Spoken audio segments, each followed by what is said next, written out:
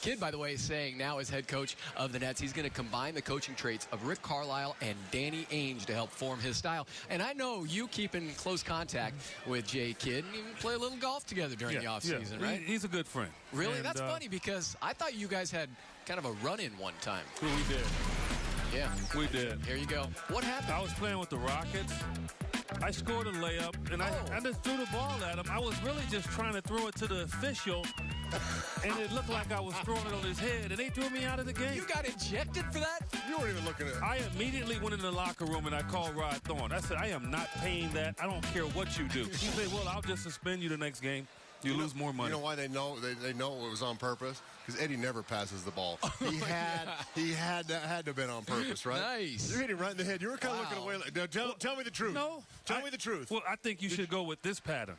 Okay. I was really trying to pass it, but my hand wasn't used to doing it. And so the ball was like going toward the rim. It was like, I'm not supposed to go over there. Wait a second. Was that your hit him in the head? That was your second technical, too, yes, right? So I got a tech earlier, yes. What a hothead. Man, Did you try That's the second time in my career I'd gotten thrown out of the game. Answer my question. Did you try and hit him in the head? No. Oh, okay. No, not at all. No. I love Jay Kidd. No way. Earlier in the season, he came back, shocked the NBA world, not only by returning early, but with the platinum blonde hair. And he should have brushed it, too. Yeah, well, it was curly.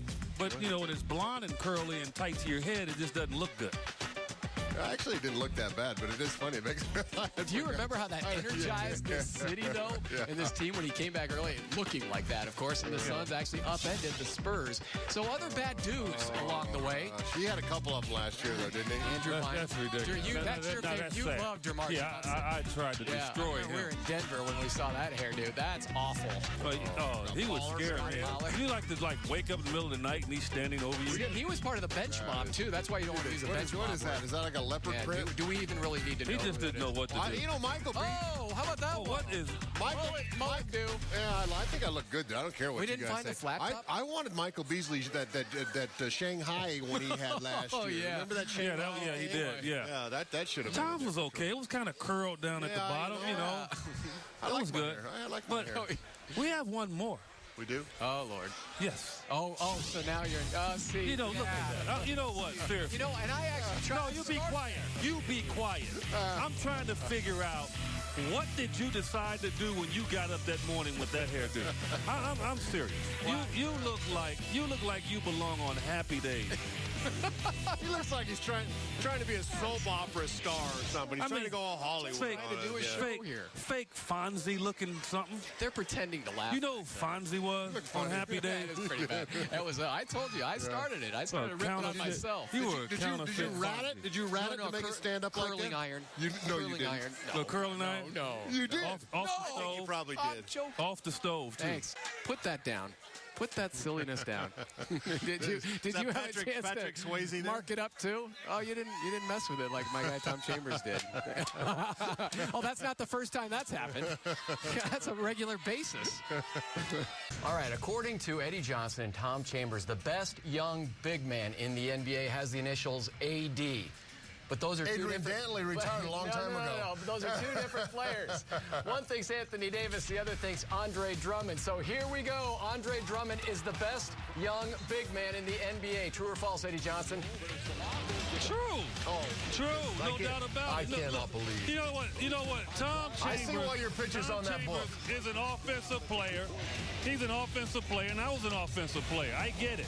Okay, I get the Anthony Davis argument. But what I'm trying to tell you is Andre Drummond, before it's all said and done, is going to totally overshadow Davis. And I'm going to tell you why, Tom Chambers. It's because, one, he's going to be the best defender in the league in a couple of years. I'm telling you right now, and he's going to be the best rebounder in the league. Look, Bill Russell was a career 45% shooter. How many championships did he win, Tom Chambers? I'm telling you right now, Drummond, if he keeps developing, he is going to be the best big man in basketball. I don't think the kid has even stopped growing yet. He is going to be a fabulous talent. Yeah. I'm done. Yeah. You know, you should be done. You absolutely should be done. I mean, do people come to arenas to watch people shoot air balls from the free throw line? Do people come to arenas to see, you know, he's getting more offensive rebounds than about anybody in the league. And why? Because he has to go get his own brick. I mean, the guy can't score in a gym by himself. 38% from the free throw line, okay? And he makes 56% of his dunks. That's good. 56% of his dunks. But what I'm going to get at, you're talking about defense, okay? The Brow blocks 3.4 shots per game. Andre Drummond blocks 1.7. I think that's half. And that's a defensive statistic. Is it not, Edward? Well, you know, but I like the statistic that you change shots. I like the NBA to keep that stat, because the 3 blocks doesn't mean that Andre Drummond is not being a better presence inside, because he might be changing 8 shots. So I don't too much buy into the block shot category per se. And, you know, you got a good argument. I think Davis is a tremendous player.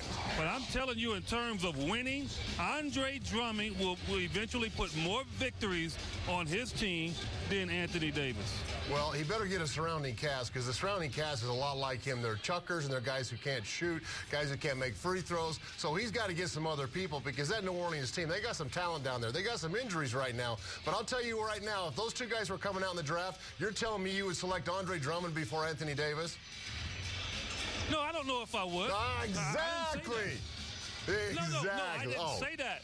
But the only reason I probably would have taken Davis, because maybe 1, pressure, 2, instant gratification, and 3, that means I keep my job quicker.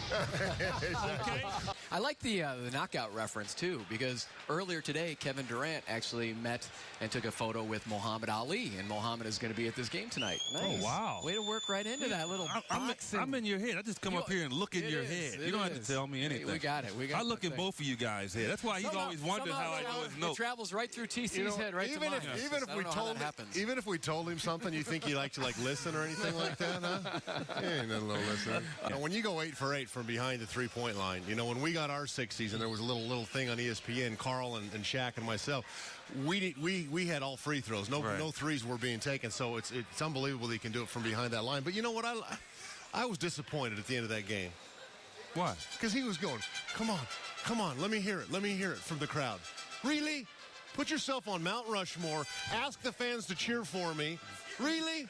Does he have? I thought Kobe was as cocky as they could get. I thought Eddie Johnson was as. Whoa. Really? You know what? Seriously. So if he had just walked off and didn't acknowledge the fans, then they would have had a problem with it too. No, he did not acknowledge them. He said, "Come on, I want to hear some more. Come on."